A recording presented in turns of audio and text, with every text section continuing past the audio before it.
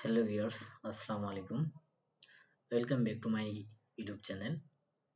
আজকে আমরা শিখব যে কিভাবে অটোক্যাডে ইউনিট সেটআপ করতে হয়।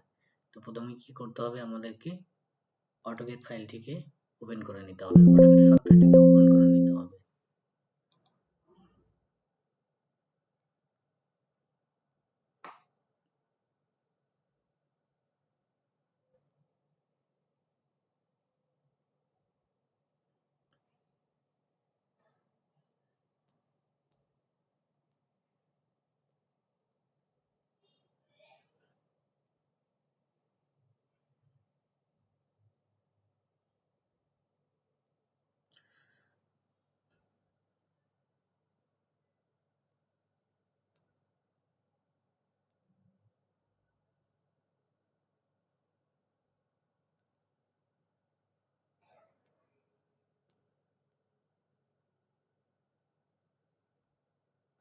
অটোক্যাড সফটওয়্যারটি ওপেন হয়ে গেছে।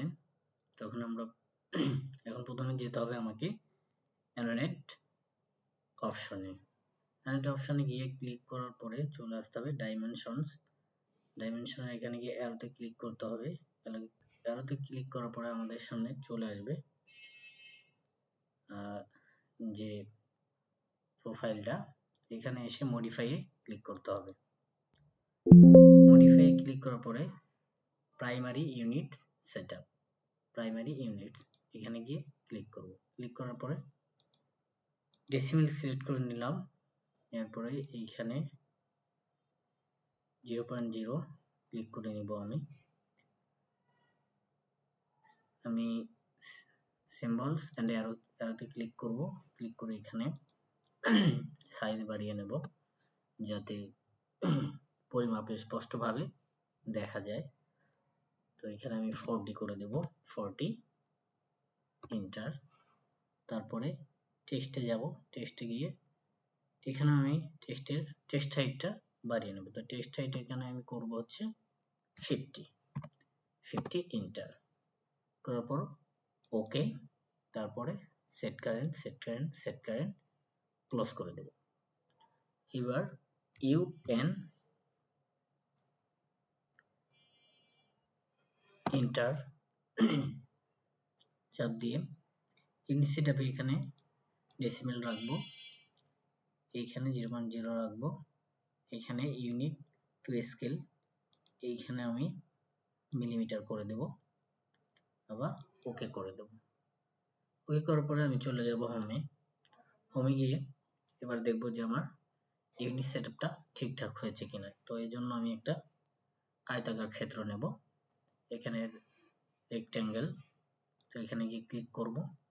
ক্লিক করার পরে ডিসপ্লেতে ক্লিক করার পরে এখানে অ্যারো ডাইমেনশন রোটেশন, আমি ডাইমেনশনে ক্লিক করার পরে এখানে ডাইমেনশন দেব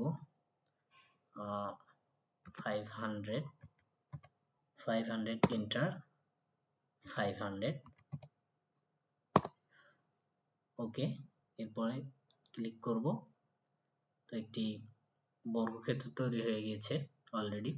তো এবার দেখব যে আমার এই ইউনিট সেটআপ অনুযায়ী যে পরিমাপ আমি দিলাম সেটা ঠিক আছে কিনা। তো এখন আমি চলে যাব লাইনার কমান্ড নেব, এখানে গিয়ে ক্লিক করব। ক্লিক করার পরে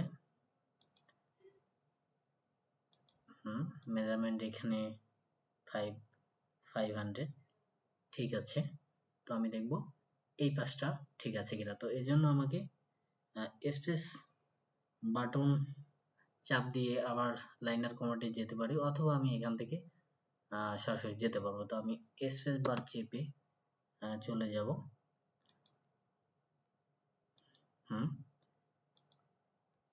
500। তো আমাদের ইউনিট সেটআপটি ঠিক আছে। তো এইভাবে অটোক্যাডে ইউনিট সেটআপ করতে হয়। তো ভিউয়ার্স, ভিডিওটি ভালো লাগলে অবশ্যই চ্যানেলটিকে সাবস্ক্রাইব করবেন। আসসালামু আলাইকুম, সবাই ভালো থাকবেন।